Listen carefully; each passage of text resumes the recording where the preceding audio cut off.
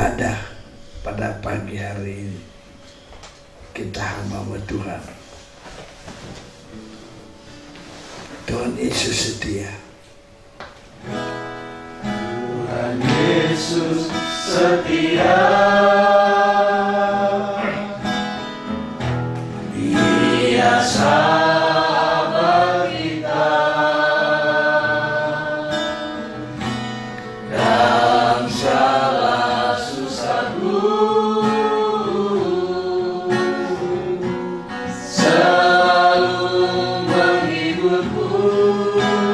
Dia mengerti bahasa. Dia mengerti bahasa.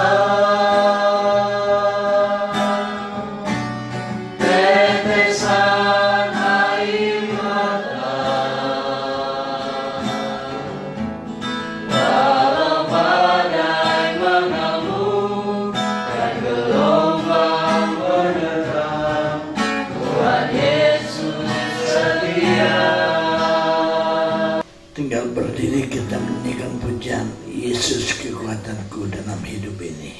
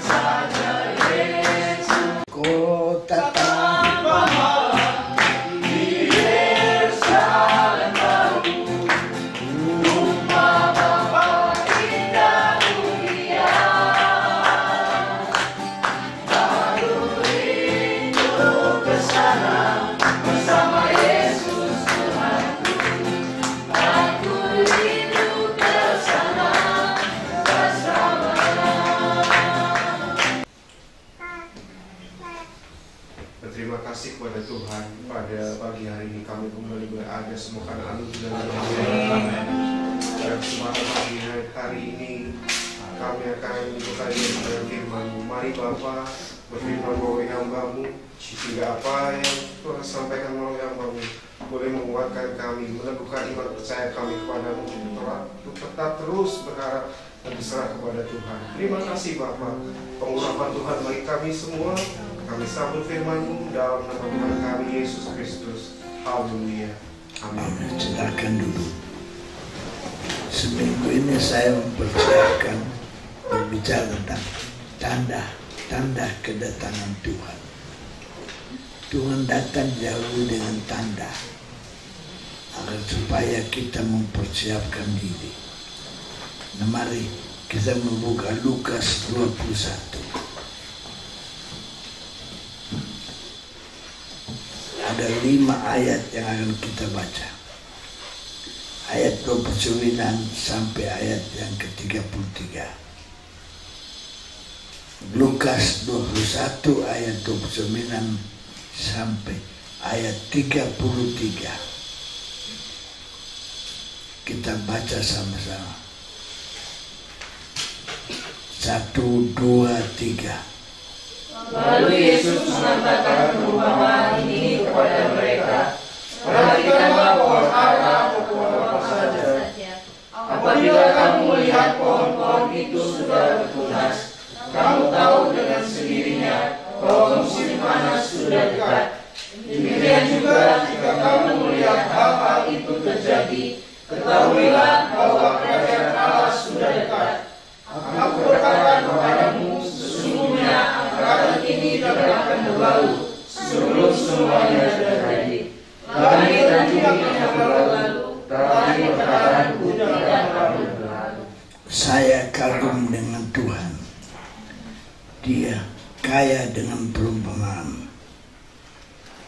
Dia ingin bercerita kepada murid-murid memakai perumpamaan. Jadi tentang hal-hal yang sukar dimengerti, tetapi dengan perumpamaan-perumpamaan. Akhirnya murid-murid mengerti, kagum. Dia pakai bahasa Inggris kata parabel. Dia berkata, perhatikan pohon ara. Nah, bagi yang tidak punya pohon ara dan semua pohon, ya semua pohon diperhatikan.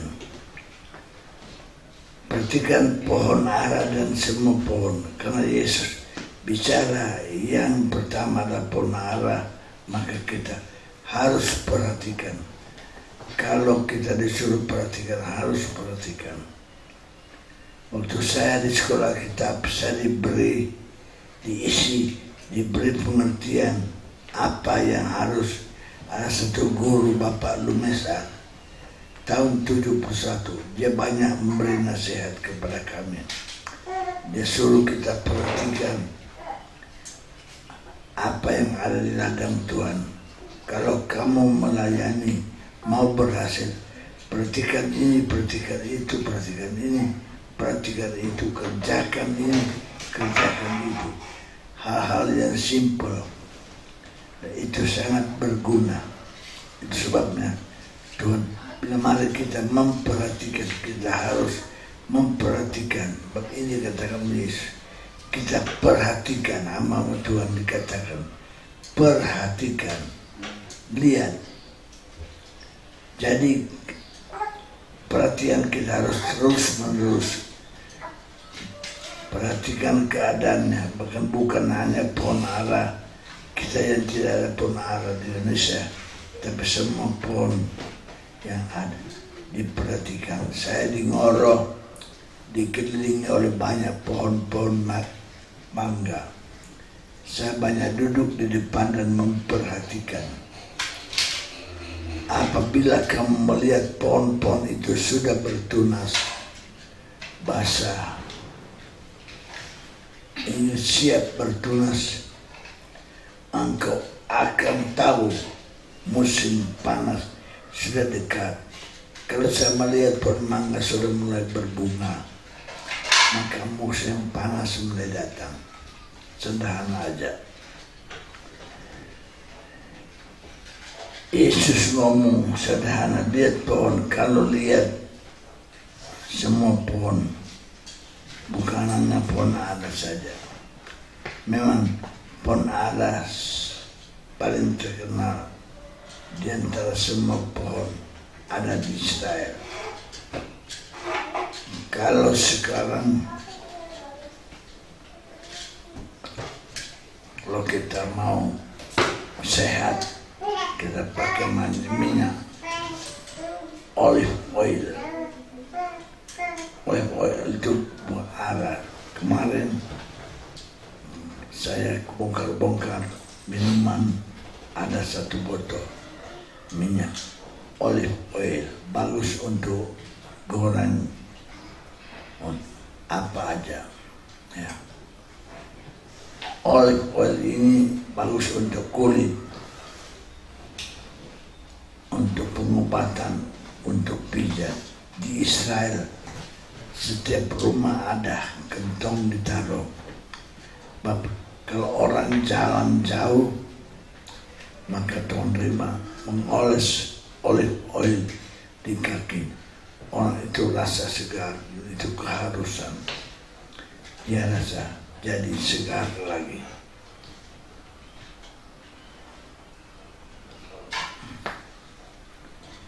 Pohon ara terkenal di Israel sama seperti kita, ialah padi.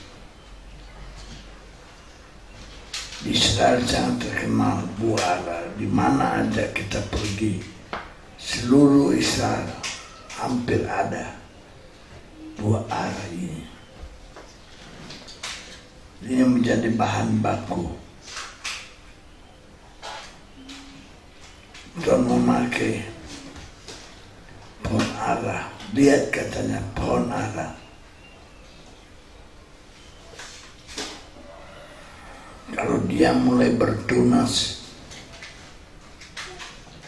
musim panas mulai datang, musim bertunas. Nah, kalau sudah musim bertunas, daun-daunnya yang tua mulai gugur, muncul daun-daun yang baru. Coba kita membuka dalam Lukas pasal 21 ayat 31 sampai 33. Baca lagi. 1, 2, 3. Demikian juga jika kamu melihat hal itu terjadi, ketahuilah bahwa kerajaan Allah sudah dekat. Aku berkata kepadamu, sesungguhnya angkatan ini tidak akan berlalu sebelum semuanya terjadi. Langit dan bumi akan berlalu, tetapi perkataanku tidak akan berlalu. Perhatikan pohon ara. Ketika tunasnya tumbuh musim panas, musim yang ditunggu-tunggu oleh orang-orang Israel. Daripada musim kedinginan, musim gugur, mereka menunggu musim panas. Sebab pada musim panas mereka bisa bekerja. Dari Injil Matius 24 kita membaca apa yang dikatakan oleh Yesus, ayat 20. Mari kita baca Matius 24 ayat 20.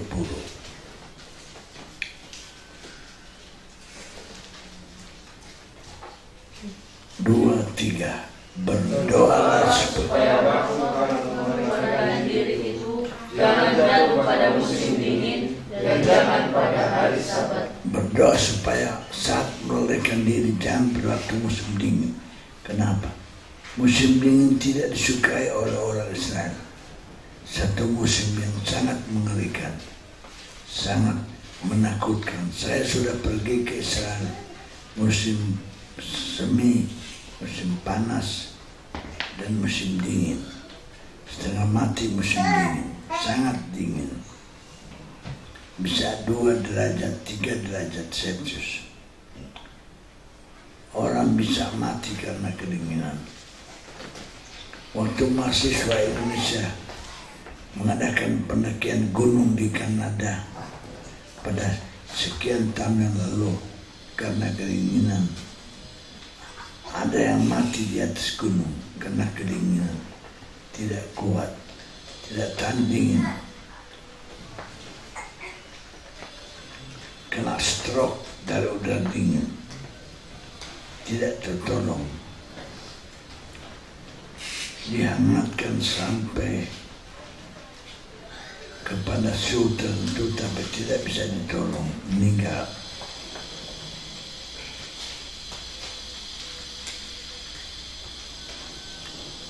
Itu bahayanya musim dingin.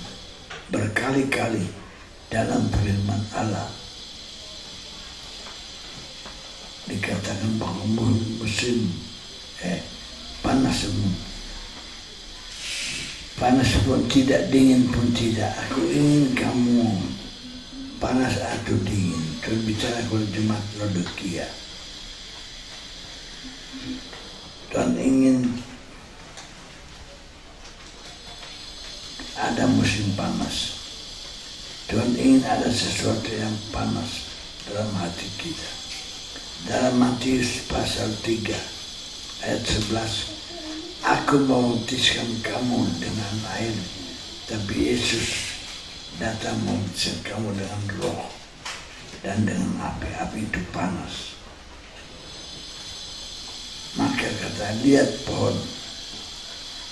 pohon ara.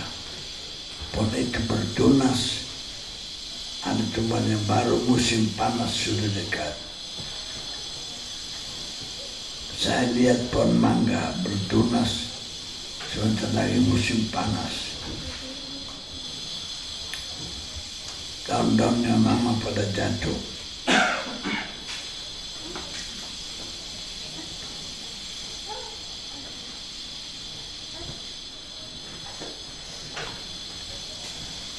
Musim hujan, musim semi, ada tunas.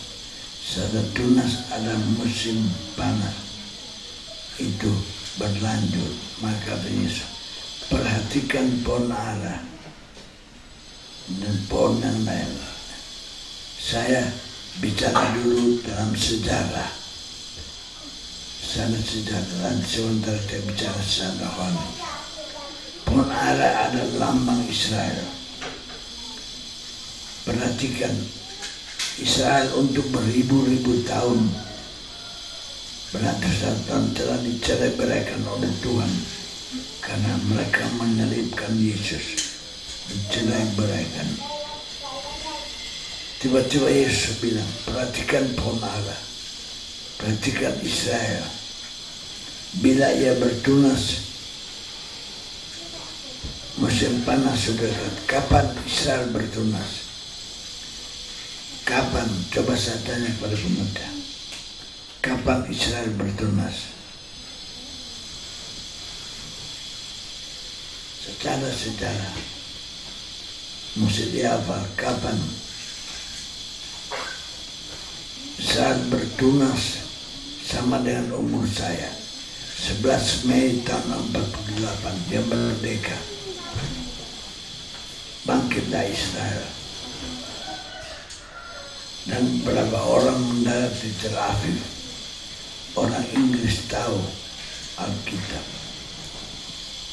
Maka Jenderal Gordon itu sejarah. Dia kasih kepada Israel itu pemerintahan. Hanya beberapa orang dari Theodore Herzl, bapak dari orang Yahudi. Dia pindah dari London, dari Inggris. Dia bilang semua orang Israel yang ada di Eropa, yang ada di mana, pulang datang ke sini. Mereka kembali ke Tel Aviv. Tel Aviv ini punya tempat cuma lebih besar sedikit dari kota Blitar. Cuma dia daerahnya agak luas tapi agak sepi. Nah di sini Israel mulai bertunas. Nah pada waktu dipakai Tel Aviv, orang Mesir tidak senang, orang Yordania tidak senang, orang Syria tidak senang. Mereka serang Israel. Mau diusir, ditekan supaya mereka mau tenggelamkan laut ini, Israel di laut. Mereka serang, tapi heran, makin diserang Israel bertambah kuat, bertambah besar, sehingga terkenal dengan peperangan tahun 67. Tahun 67 terkena perang 6 hari, dan bangkitlah seorang pimpinan Israel, itu Jenderal Moshe Dayan, dan bermata satu, yang hebat. 3 negara menyeberang, Mesir dari selatan, Yordania dari timur, Syria dari sebelah barat laut. Dalam waktu yang sama, perang 6 hari. Cuma 6 hari ya. Tapi hendak pikir dia sejarah dunia mencatat semua tentara dipukul mundur. Yerusalem dikuasai oleh Israel sejak tahun 67. Diserang karena diserang bukan dia yang mencaplok. Dia akan diserang, dia sikat sekalian tank-tank yang baru buatan Rusia ditinggalkan oleh bangsa Suria. 1.200 tank yang masih baru. Mereka kabur lari, diambil oleh Israel. pada tahun 73, 6 tahun kemudian, tahun 73, ya, terjadi peperangan kembali 6 hari. Perangnya cuma 6 hari selesai. Sekarang mari kita pakai sebuah kajian. Tahun 67 berapa hari perang? Tahun 67 perang berapa hari? Tahun 73 perang berapa hari? Dari tahun 67 sampai tahun 73 berapa tahun? Kita akan dapatkan angka 6 berapa kali? 6.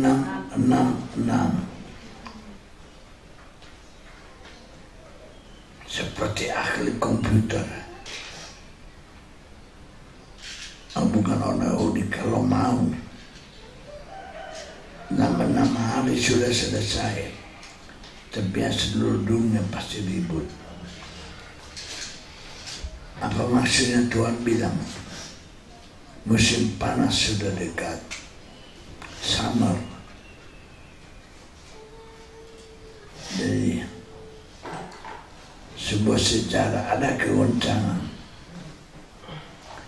Tahun ini sudah sekitar hampir 70 tahun. Jadi kita melihat angka 6, 4 angka 6, 60 tahun. Saya aneh, Alkitab terdiri dari angka 66. Itulah firman Tuhan. Apa musim panas?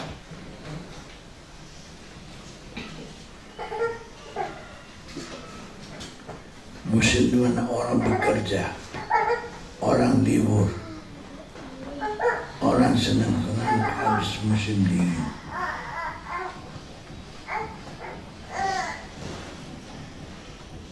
Semua ingin musim panas. Amerika ingin musim panas, Eropa ingin musim panas, Australia ingin musim panas. Orang bersuka cita, musim bebas dari hal-hal yang tidak mereka sukai. Mari kita perhatikan Ponara. Musim panas sudah dekat.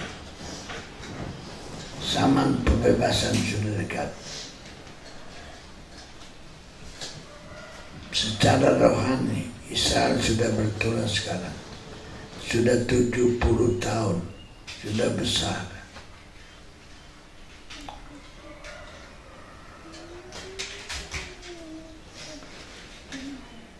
Tidak ada satu negara yang bisa kalahkan dia. Bayangkan saudara, Israel negara yang tidak lebih besar, hanya seperti Jawa Timur dan Jawa Tengah. Hanya seperti 2 provinsi ini. Dikelilingi oleh 600 juta orang Arab, tapi tidak pernah kalah perang. Kalau sudah turun di Israel, pesawatnya ada dari Israel, pesawat penumpang namanya LI. L itu Elohim, I itu Allah yang tertinggi. Nama pesawatnya aja memuji Tuhan. Haleluya itu bahasa Yahudi, bahasa Israel Halel. Puji Yahweh, puji Tuhan. Ucapan syukur, berterima kasih kepada Tuhan.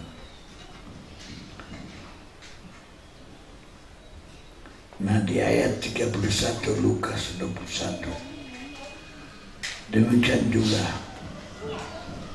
jika kamu melihat hal-hal terjadi, ada gempa bumi, ada perang, ada gelora laut.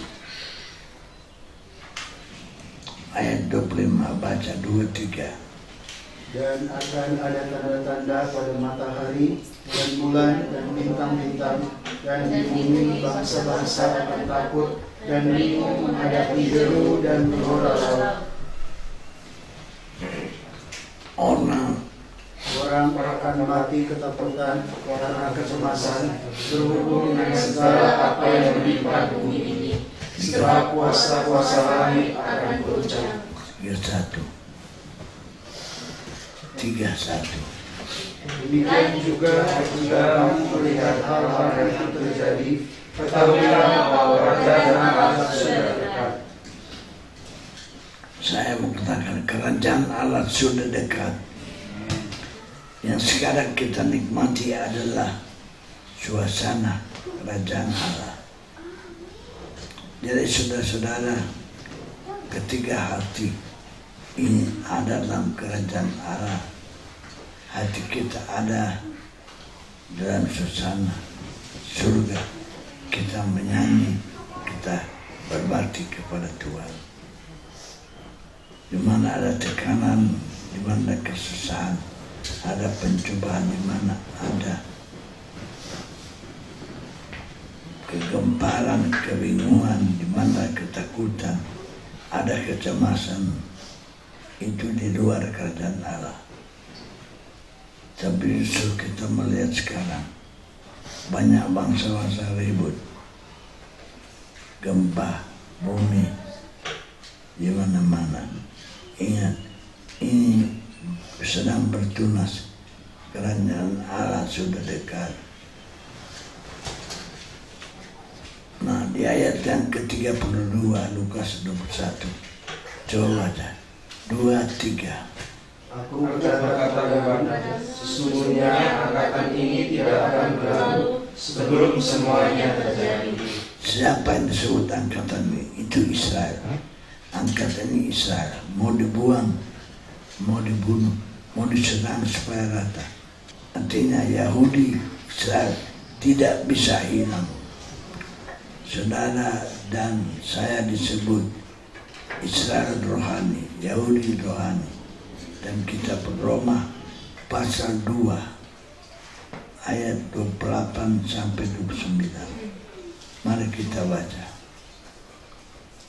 Kalau Israel secara jasmani tidak hilang, kita Israel rohani juga pasti dipelihara oleh Tuhan. Mari kita baca Roma pasal 2 ayat 28 sampai 29. 2-3. Sebab yang disebut Yahudi bukanlah orang yang lahir dari Yahudi, dan yang disebut sunat bukanlah sunat yang dilangsungkan secara lahiriah, tetapi orang Yahudi sejati ialah dia yang tidak nampak keyahudiannya, dan sunat ialah sunat ke dalam hati secara rohani, bukan secara hurufiah. Maka pujian baginya datang bukan dari manusia, melainkan dari Allah. Jadi kita yang disebut Israel rohani, saudara dan saya disebut Yahudi secara rohani. Kalau Tuhan Yesus berkata angkatan ini, generasi ini secara jasmani tidak akan lenyap, apalagi saudara dan saya generasi rohani Israel rohani tidak akan lenyap. Bila amin. Kau nggak ada amin. Kalau Yahudi secara bangsa tidak akan lenyap, kita pun secara rohani tidak akan lenyap. Amin. Tapi bersyukur apapun yang melanda, mau virus apa saja, gereja tetap berdiri, umat Tuhan tetap solid, teguh berdiri. Saya berpegang kepada firman Allah. Kita akan hidup bersama dengan Tuhan selama-lamanya. Ini membuat saya berbesar hati, mempunyai visualisasi yang positif, karena kita ini tidak akan lenyap. Kita tidak akan susah, kita tidak akan ditinggalkan sebelum semuanya terjadi. Masa ayat 33 katakan kuat, 2-3. Langit dan bumi akan berlalu, tetapi perkataanmu tidak akan berlalu. Puji Tuhan. Saya ingin membuat saudara tahu bahwa Apa arti sebenarnya? Langit dan bumi akan berlalu, akan lewat, tetapi perkataanku tidak akan berlalu dengan cara apa saja. Bagaimanapun juga dia tidak akan berlalu, dia tidak akan lenyap. Matius 5 ayat 18.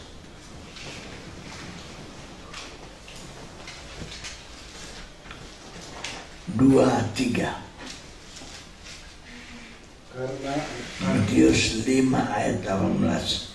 Karena aku berkata kepadamu, sesungguhnya selama dunia langit dan bumi ini, satu iota atau satu titik pun tidak akan ditiadakan dari hukum Taurat sebelum semuanya terjadi.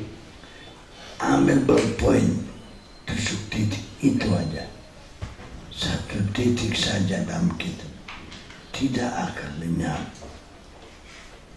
Gak akan lenyap, apalagi perjanjian-perjanjian Tuhan.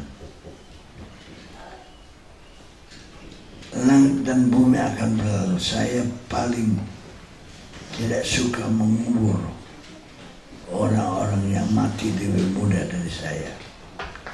Tapi kalau saya baca ini sudahlah, muda tua akan lenyap. Lihat pemandangan, langit dan bumi akan lenyap. Saya ingin jemaat sadar, jangan suka rebutan harta dunia, kejar harta dunia, kejar harta surga.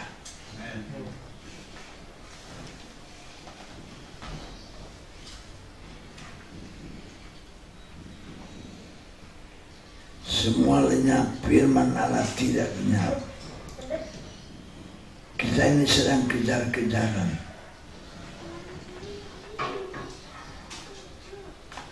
Mari cari firman Tuhan yang tidak akan lenyap. Langit, bumi dan segala yang ada lenyap. Waktu kami bersama Ever keluarga di Twin Tower Malaysia, tinggi sekali kebanggaan Malaysia, dan Twin Tower ini dipakai untuk main film. Tapi saya ingat firman Allah akan lenyap, apapun akan lenyap. Kita ingat sebuah lagu, dunia ini bukan Firdaus. Firdaus saja diusir oleh Tuhan. Ada nawa dari Firdaus. Apalagi cuma dunia ini akan lenyap.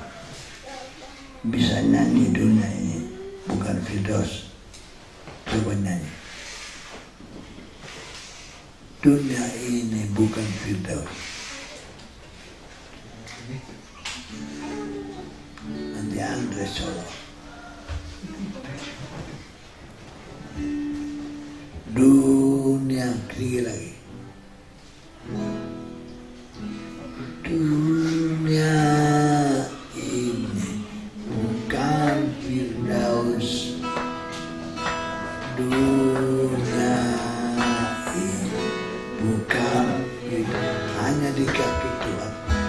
Hanya di kaki Tuhan.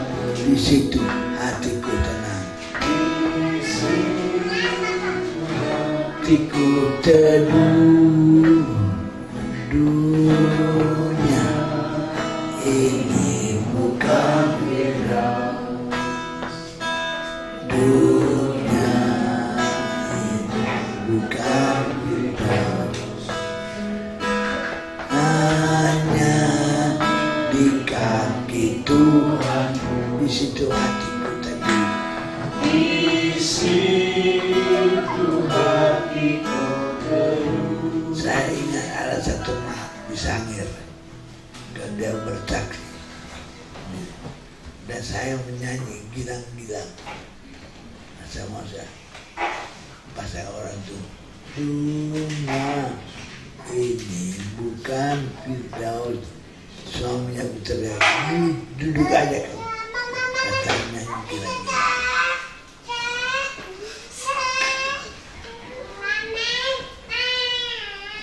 Hai, Glenn,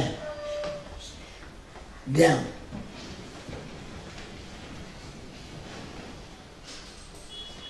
Dunia ini akan lenyap. 1 Yohanes pasal 2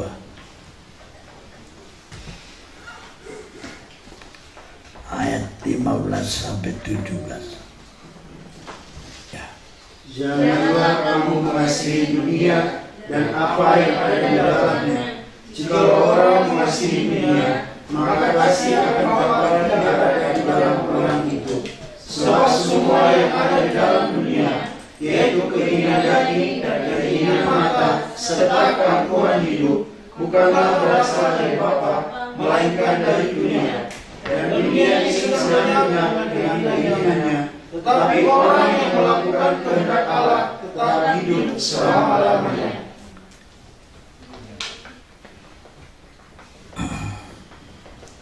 Haleluya. Kita semua akan lenyap. Satu waktu saya diundang melayani KKR di Gereja Isa Al-Masih Malang. Sementara makan malam, ada satu jemaat telepon kepada majelis minta Pak Mance pergi di daerah Lembading, rumah besar. Saya kaget, dia punya 16 anak, rumah besar, udah kumpul semua. Saya selamat malam, kelihatannya kok kayak dirundung duka. Saya tanya kepada anaknya yang sulung, ada apa ini bro? Begini om, papa minta doa supaya mau mati. Saya masuk di sebuah kamar yang besar. Kamarnya kayak ruangan ini. Selamat malam. Saya dengar suara, selamat malam. Orang mau mati tapi suaranya kuat. Udah. Artinya Pak, Bapak yang mau mati. Iya bro, Bapak kata masih sehat. Sudah aja saya bilang Pak, tidak usah minta mati, semua manusia pasti mati, tunggu aja. Dia bilang tidak Pak Mance. Pak Mance cuma lihat kondisi suara saya, badan saya, tapi yang di dalam saya juga rapuh semua. Saya sudah bolak-balik ke Cina, ke Singapura, bolak-balik. Saya bilang Pak, perhatikan baik-baik. Saya kalau doa sembuh agak lama, tapi kalau doa mati cepat. Gimana? Ya, puji Tuhan. Setiap saya panggil pendeta, mereka tidak berdoa saya mati. Saya berdoa umur panjang. Udah saya doa aja. Tuhan lihat keinginan Bapak ini, angkat Tuhan. Jangan lama-lama. Dalam nama Yesus, angkat. Habis doa, DPN dan 10, baru kali ini ada pendeta yang doa menunda mati. Biasanya umur panjang, dia kasih amplop sama saya. 5 juta. Saya dengan join, dengan tante, pulang.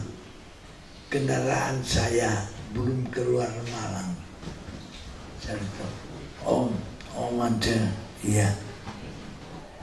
Papa sudah dipanggil pulang. Sudah kepikir saya senang. Kok secepat ini saya doa orang mati.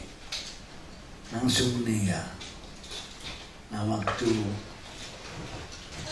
penguburan minta saya. Tapi saya berhalangan hadir. Orang ada duit, orang Tionghoa.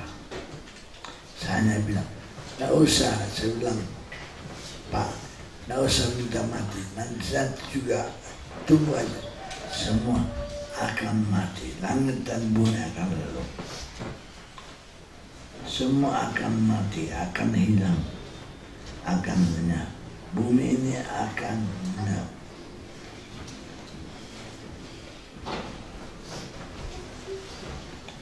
Di mana kita cari yang tidak lenyap?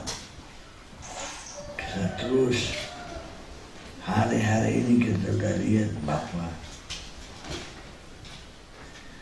waktunya kita akan memandang bahwa semua nanti akan lenyap dan itu tidak lama lagi. Kiranya Tuhan tolong kita. Dan renungan firman Allah ini saya ingin bahwa kita tertuju kepada sesuatu yang tidak lenyap, jangan kepada yang lenyap. Semua makanan yang kita makan akan lenyap. Seenaknya Anda masak lenyap, habis Anda. Jangan sombong kamu. Semua akan lenyap. Langit dan bumi akan lenyap, tetapi firman-Nya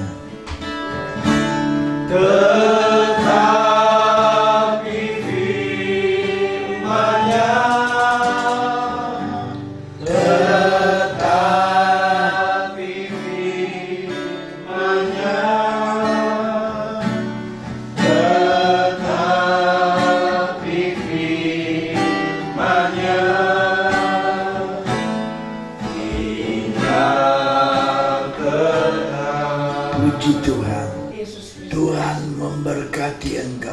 Amin. Tuhan melindungi engkau. Amin.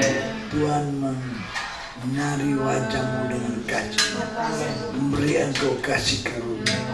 Tuhan menghadapkan wajahnya kepadamu, memberi engkau damai sejahtera. Kiranya anugerah berkat rahmat yang ajaib dari Bapa, cinta kasih dan Tuhan Yesus, penyertaan Roh Kudus menyertai kami semua hari ini, besok sampai selama-lamanya. Kami terima berkat ini dalam nama Yesus. Haleluya. Amin.